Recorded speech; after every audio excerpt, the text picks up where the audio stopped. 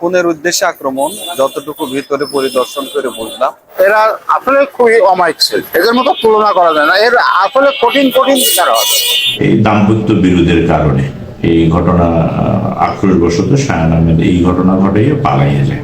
যখন চিল্লাবিল্লা হয় তখন বাইরে এসে আমরা দেখি ঘটনা, তো পরে যা দেখি মারার পরে মানে বেরিয়ে চলে গেছে।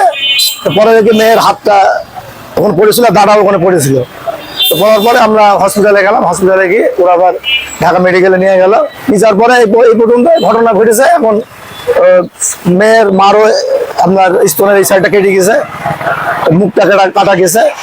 আর আপনার ওই ছেলের বাপের তো পুরা এই জায়গায় সব কেটে মেটে রক্ত দিয়ে আমি এই বিষয়টা কোনো জানি।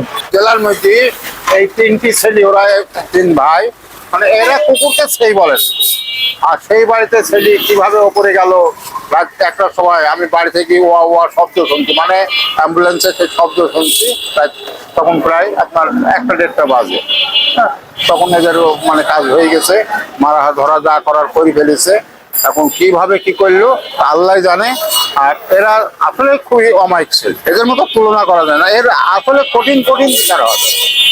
এত বড় মেহেরপুরের মধ্যে, হ্যাঁ, আমরা কিন্তু পূর্বপুরুষ মেহেরপুরের স্থানীয়, এই জন্য বলছি এটা একটা ভালো বিচার হবে।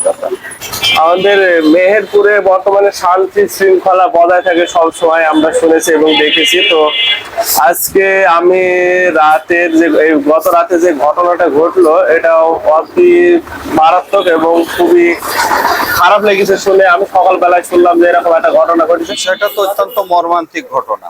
আসলে খুনের উদ্দেশ্যে আক্রমণ, যতটুকু ভিতরে পরিদর্শন করে বুঝলাম। মাদকাসক্ত হওয়ার কারণে ঘটনাগুলো বাড়ছে আমার মনে। আর এখানকার যে ঘটনাটা ঘটেছে, অবশ্যই এই ব্যাপারটা তড়িৎ গতিতে যারা এটা ঘটিয়েছে সেভাবে গ্রেফতারের ব্যাপারে আমরা আইন শৃঙ্খলা বাহিনীর সাথে কথা বলছি। রাত অনুমান 1 ঘটিকার দিকে আমরা সংবাদ পাই যে হোটেল বাজারস্থ মোসাম্মদ সঞ্জিদা রহমান স্মৃতি ও তার বাবা মাকে সঞ্জিদা রহমানের স্বামী শায়ান আহমেদ কুপিয়ে রক্তাক্ত জখম করেছে। আমরা তাৎক্ষণিকভাবে ঘটনাস্থলে পৌঁছে খুব মর্মান্তিক দৃশ্য দেখতে পাই। সঞ্জিদা রহমানের স্মৃতিকে ডান হাত কুপিয়ে বিচ্ছিন্ন করে দিয়েছে এবং তার বাবা মাকেও নির্মমভাবে কুপিয়েছে। পরবর্তীতে যেটা জানতে পারলাম যে সঞ্জিদা রহমান স্মৃতির সাথে শায়ান আহমেদের প্রেম ছিল। প্রেমের কারণে কয়েকদিন পূর্বে বিবাহ হয়েছিল। এই দাম্পত্য বিরোধের কারণে এই ঘটনা আক্রোশবশত শায়ান আহমেদ এই ঘটনা ঘটাইয়ে পালাইয়ে যায়। সারা রাত্র আমরা মাননীয় পুলিশ সুপার স্যারের নির্দেশে আমরা বিভিন্ন জায়গায় সম্ভাব্য শায়ান যে সমস্ত আত্মীয় স্বজনের নানা বাড়ি, খালা বাড়ি, বন্ধু বান্ধব, বোন বাড়ি, বিভিন্ন জায়গায় অভিযান পরিচালনা করা হবে। অদ্য সকাল 7 ঘটিকার সময় আমরা মল্লিক করা অস্ত্র একটা বাগান থেকে শায়ান আহমেদকে গ্রেপ্তার করতে সক্ষম হই। আমাদের হেফাজতে আছে, আসামিকে জিজ্ঞাসাবাদ করে নিয়েছে। প্রাথমিকভাবে ধারণা করা হচ্ছে সঞ্জিদা রহমান স্মৃতি এর সাথে শায়ানের এটা 2 থেকে 3 বছর একটা প্রেমের সম্পর্ক ছিল। কিছুদিন পূর্বে তারা বিবাহ করে। এক পর্যায়ে আবার শোনা যায় 2-1 দিন আগে স্মৃতি শায়ানকে ডিভোর্সও দেয়, পারিবারিক মানে দাম্পত্য কলহে।